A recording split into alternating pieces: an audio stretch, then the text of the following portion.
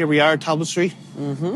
Everybody's come through the doors of this building, haven't they? And all sorts of things. Yeah, they've come through for complaints, confessions to murder, and of course Jerry Hutch snuck in this building as well late at night one night and did an interview. And flowers. And flowers. Don't forget the flowers, because we're going to tell all these stories at the Cork Podcast Festival, which is our show's actually on the 30th of March in the Opera House. Tickets are on sale from the corkpodcastfestival.ie, and they're selling fast. We've only got, 2 weeks left? 2 weeks left, yeah.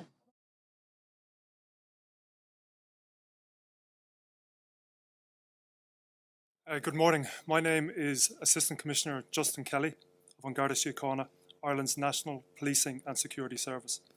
I would like to talk to you this morning about Ireland's involvement in this operational task force, coordinated by Europol. This was a multinational coalition involving 9 countries, including, I'm proud to say, Ireland. I have responsibility for our response to organised and serious crime. One of our key strategies in Ireland is to prioritise high-value targets, not only those who direct and participate in organised crime, but also those who enhance and facilitate it. And this strategy aligns well with what we have undertaken in this particular operation. The primary organised crime groups operating on the island of Ireland are transnational in nature. In fact, some of those inflicting harm in our communities purposely base themselves abroad to try and thwart the efforts of Irish law enforcement. So it is vital that we have a coordinated international policing response, which I think you can clearly see is demonstrated here today. In fact, our Commissioner, Drew Harris, often says that it takes a network to defeat a network. Encrypted phone communication is indeed a challenge for contemporary policing, but one which we are now making significant inroads into. Ireland had the second largest user base of this particular encrypted platform, so the success of this operation is of particular significance to us. During this operation, we targeted 4 Irish organised crime groups who are involved in drugs trafficking, frequently using violence and intimidation to enforce their illicit trade. Most significantly, we have dismantled a primary drugs trafficking route into our country, and in doing so have seized drugs with an approximate street value of €16 million. We deployed over 300 specialist officers and searched 33 premises across the country during this operation. We were joined in Ireland during the day of resolution by policing colleagues from the Australian Federal Police, the FBI from the United States and Europol, once again demonstrating the international dimension of this operation. So that's a big breaking story today, Niall. 3 top-tier members of the family organised crime group were in custody. There was a number of dawn raids this morning, and it's all related to this ghost hack, which we haven't spoken about for some time because that broke last September. Yeah, I mean, the ghost hack we've heard obviously of the EncroChat hack, which would be the most infamous or famous one, whatever, depending on your perspective. But the ghost hack was a very interesting hack into this encrypted network. It had been set up in Australia, but it was a much more limited number of people using it. Basically, when Europol did the press conference, they said it was solely being used by criminals, really. And there was 2 centres, really, one in Australia, but the other in Ireland. And we know that the guards described it as being used by 4 criminal gangs, but the primary one is the family, and the family are also the primary drugs gang based in Ireland at this stage. I mean, at this stage, it's estimated that they are profiting about 4 million a month from drug trafficking, which is just enormous. They used to be a sort of a heroin gang, mainly based in West Dublin. And that was their kind of bread and butter. But they've expanded in recent years. They have partnered up with other organised crime groups around the country who they're supplying. And they're now bringing in cocaine, cannabis, and pretty much everything. And they have a very sophisticated money laundering wing where they're transporting the money out of the country in cash. Where that's going, I don't know. I'm sure it ultimately ends up in crypto like everything. But those raids last September and the announcement of that hack was that the server was in France. It's similar to the EncroChat, although on a smaller scale.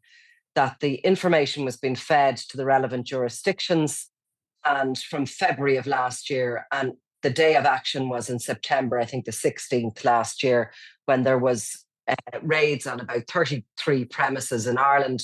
There was follow-up searches which netted a 15 million in around. I actually think there was a total of about 15 million euro worth of cocaine seized. There was cash, there was cannabis, there was heroin, there was a number of these encrypted phones, ghost phones, and other laptops and phones were also seized at that time. And I think since then, the Gardaí have been disseminating the information on those devices and those phones, and they have been going over what is on that server in France, because of course, I think the gangs that were using it, like the family will take, for example, the major one, every time there had been a raid or they lost some drugs, they would order these phones to be destroyed. But of course, the information held on the ones they were destroying the information was already on that server.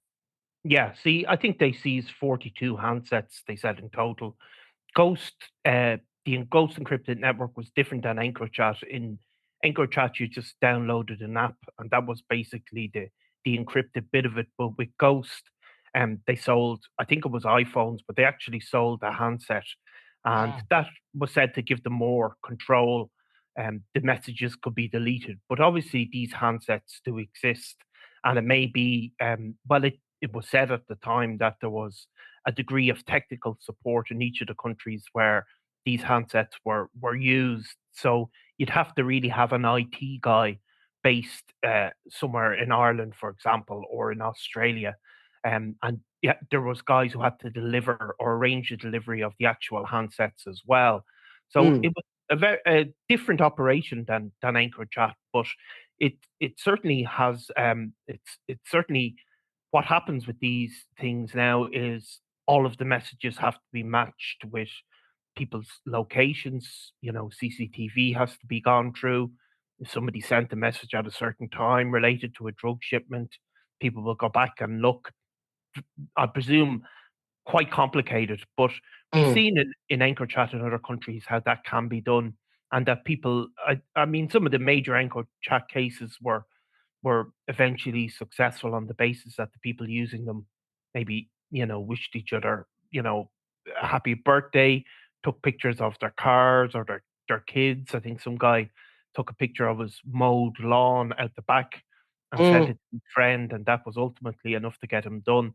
So but they have to go and match the messages to the time frames and to the handle of the phone, because they all have a handle, which is a peculiar name that they're on. And sometimes I imagine in the ghost raids, because they got so many of these encrypted devices, they were able to easily identify who was the owner of them. But in other cases, they would have had to go through all that material. Sometimes we found on the EncroChat cases that it wasn't necessarily the key players who had identified themselves, but others who were talking about them, or who said something out of school. You'd imagine that criminals are getting cleverer about their use of language and what sort of things they're sending after Encro, because that was a time that they believed they were completely bulletproof devices, and they were actually chatting and, asking each other how their kids were and all this sort of stuff. Whereas nowadays, and what's followed on from that, you'd imagine the key players are far more careful in what they send, but it only takes one person. And I think we saw that in the case with Thomas Bomber Kavanagh initially, that drugs case. It wasn't him actually that had incriminated himself, it was others. Yeah, I mean, there was never any recovery of his messages, and even some of the discussions about it was directions given from a prison cell, but it was through a third party. So he was as careful as you can be, but effectively, there's only two ways to manage a criminal organization, isn't there? I mean, it's either by personally, which puts you at the locations of drugs being delivered, or meeting the people who are collecting these drugs. That puts you at risk, or else it's to do it digitally. And obviously, these people, even though they must know now there's risks with encrypted devices, it's still less risky than doing it the other way.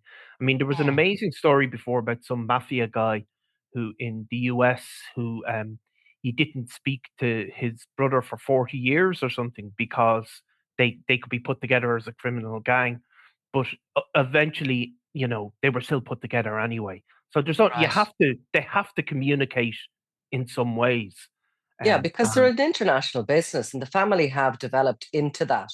They yeah, might be based here in Ireland and their key market is in Ireland, but they are, sourcing and wholesaling product. They're yeah, dealing directly with their suppliers um, who are abroad. yeah. And there was an Italian connection, I recall, in last year when there was a couple of phones was there discovered in There was Italy. there was a couple of phones, but there was one major figure in what's called the Fourth Mafia in Italy. So there's obviously the Cosa Nostra and the other what are they called? And then They're Grata. the Nangrata, but there's the Sacra Corps, I think it's regarded as being the smallest mafia.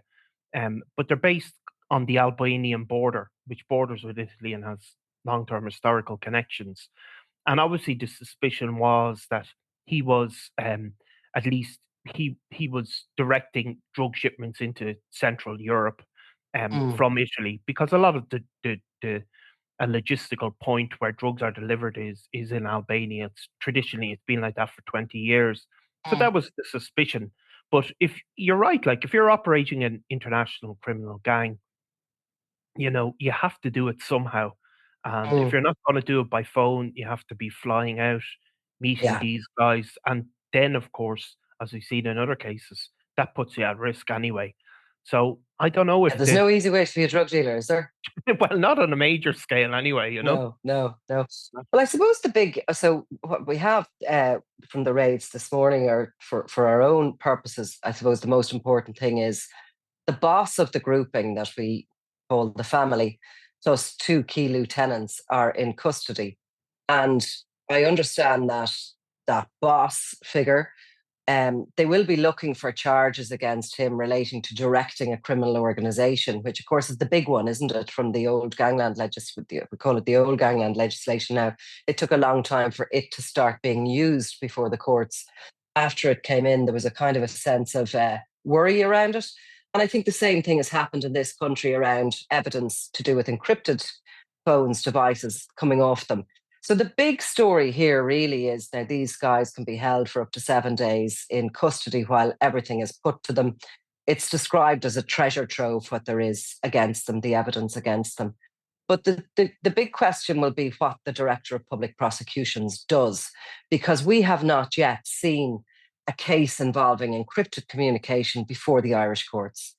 So, As we yeah, often criticise the lack of prosecutions that came following the EncroChat material.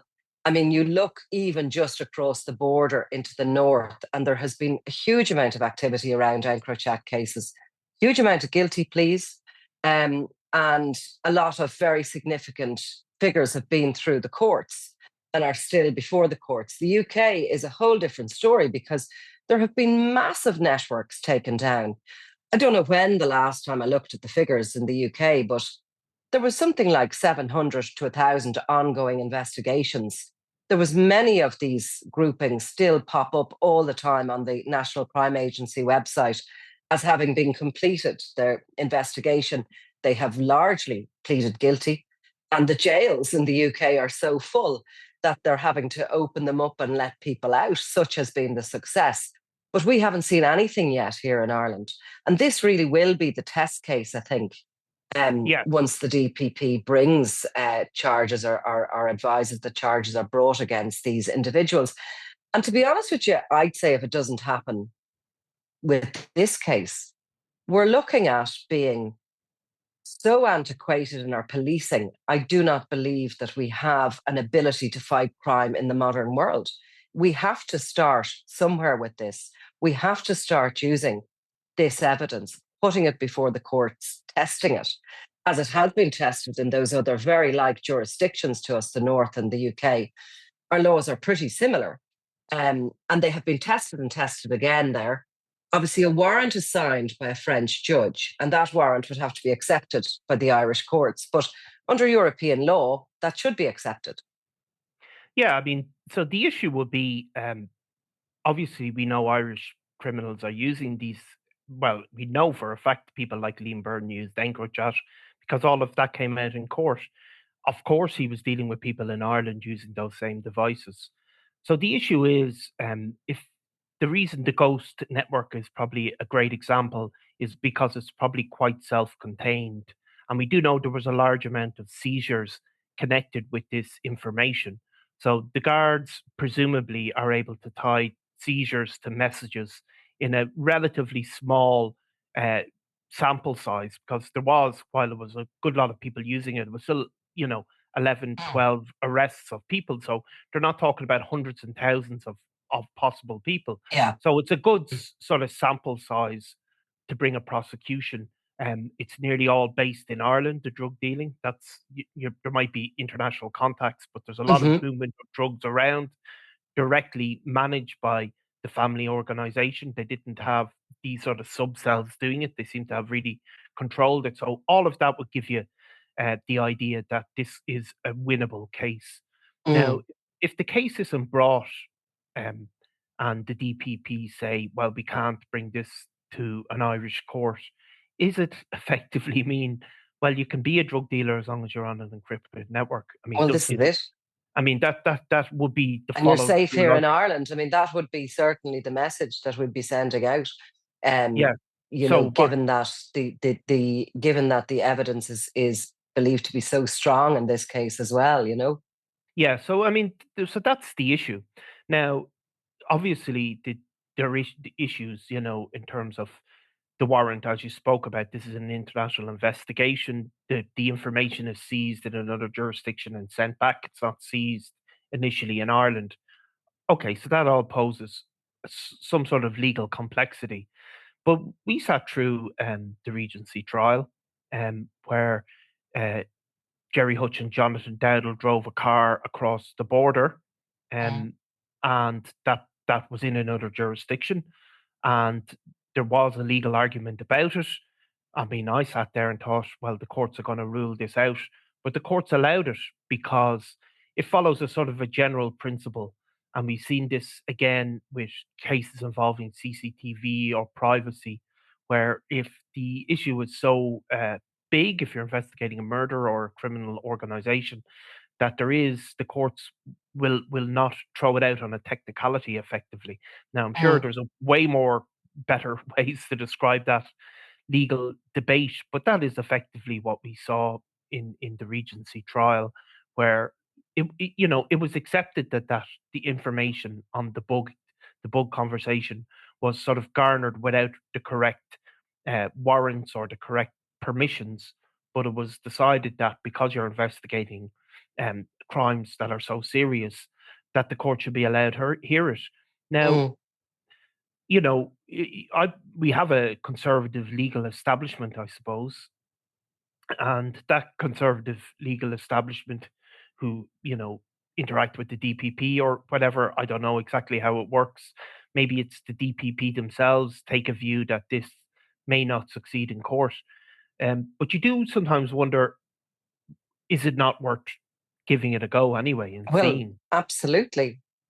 And You know, given what you're seeing in the north and what you're seeing in the UK on the Ankara stuff, you'd also wonder if this case is taken, which, if it isn't taken, we're into a whole different landscape with organised crime in this country, because we really are opening the doors to come and operate here on these devices. But let's say it is taken, which would be the hope. That will then open the floodgates for all that EncroChat material that has sat there. We do know there's one file with the Director of Public Prosecution relating to EncroChat, relating to drug activity, that has been sitting there without a decision made for 18 months. But there is what we know to be an absolute huge amount of messages of crimes that have been committed that are recorded on this stuff. And you'd wonder is, if one case happens, will we see a flood of stuff coming before the courts? A late flood, perhaps, a little bit later than our other European neighbours, but nonetheless, very significant organised crime gangs were using those Encro phones. We know that Encro material is now coming into the case around some of those charged with the Robbie Lawler murder in the north of Ireland. We know that that murder was plotted and planned in both jurisdictions. Yeah, of And, course. And you involving know, people from both jurisdictions. from both, and very significant characters and players. And will that now, finally open the door for that to be dusted down here in the Republic, giving double jeopardy, therefore, to some of the key players in that murder? And that's just one case alone. Of course, that happened on the 4th of April 2020, right as the live hack was happening. So there's an absolute, I mean, there's just, so much to be harvested from that messaging that is there. But you'd have to think that it would follow on. Let's just go back a little bit to what we mentioned earlier about the gangland legislation, as we call it, because that was brought in, I think, around 2008, 2009. Yeah, it was brought in following the murder of an innocent rugby player in Limerick in a case of mistaken identity. Michael McDowell brought it in, in shortly after. And in the next year or two, there were no cases, but the first case came involving two brothers in Galway, and they were successfully bugged. It was felt their car was bugged, and they were prosecuted as members of a crime gang. And then almost nothing for a long period of time. Some of the fears around that legislation were that, around the bugging, I think, around being able to prove membership of an organization, and proving the existence of an organization, and then proving somebody was a member. Or so there was that conservatism that we won't bring this case. And it was only really in the aftermath of the Hutchkinson feud that we saw these cases become routine. And that legislation ultimately, while it effectively wasn't used almost at all for a decade, then was used in, dozens of cases. I mean, every week we see it being used now successfully. Yeah. And of course, the charges are, some of them more complex, but the big one of it is directing a criminal organization. I think for years, similar legislation had been used against terrorism in terrorism cases, because it was seen that it was easy to identify if you were a member of, a paramilitary organization. There weren't that many of them to identify. Whereas when it came to organized crime, there was this reluctance to name a gang. There was a belief that they were very fluid. They were moving from one grouping to another. We see all the time now that there's been OCGs put on groupings. I mean, you were talking to Ken Foy last week about the Lucky Dip gang, and they are being described as an organized crime group. Yeah. Whereas 10 years ago, or a little bit longer, it would have been unheard of to categorize a grouping like that as an organized crime gang. But when you see them being categorized for that, they're being targeted. And there is an aspiration that eventually this gangland legislation can be used against them. What are some of the charges there in that gangland legislation?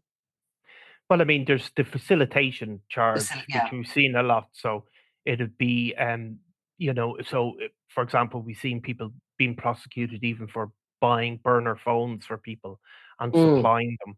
Now, obviously, there's nothing illegal about buying a burner phone and handing it to another person. But what it becomes a charge under the gangland legislation would be that you bought this burner phone, you knew it was going to be part of a murder plot, and you gave it to a criminal who was a known criminal, and that you knew it, and all of a sudden, what is a normal legal act becomes an illegal act. So the facilitation has been a huge amount of it. Obviously, there was people done for putting tracker devices on cars, as part of murder plots. Again, it might be slightly illegal to put a tracker device in a car. I don't actually know, but it was easily proven that the person who did that knew that this was going to be used for, and a murder or an attempted murder or targeting somebody with violence for a criminal gang. So all of a sudden that becomes a charge. So there's been a rake of those sort of charges. Then also we traditionally had the idea in Ireland that if you weren't caught in the room with the drugs, you could probably walk. And famous example of that would be the Holiday Inn bust, where Declan Gavin, the bus that sparked the Crumlin Drimnagh feud, well, he was in that room when they were chopping up coke, but he went to, was it the toilet or whatever, took a break anyway. And because he wasn't in the room when the police burst in, he couldn't be charged.